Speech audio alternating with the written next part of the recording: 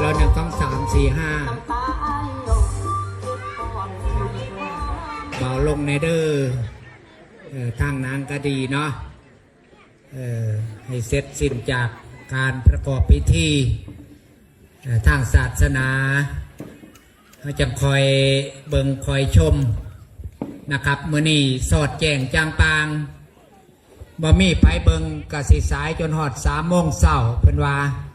เข้าใจผิดบ่ผู้เว้านี่ขอบคุณหลายๆเด้อผู้ใดอยากสิติดต่อในงานต่อไปก็มาติดต่อได้เด้อคิวว่างหลายนะเป็นการดีเด้ดีกว่าจ้างหมอลำบ่ได้เปลืองข่าวหลายแต่ก็ขอให้จัดให้เพิ่นแน่เด้ออย่าว่าหอมากินเองได้เพิ่นมากินทั้งนานละเจ้าของหนังก็ดีเนาะ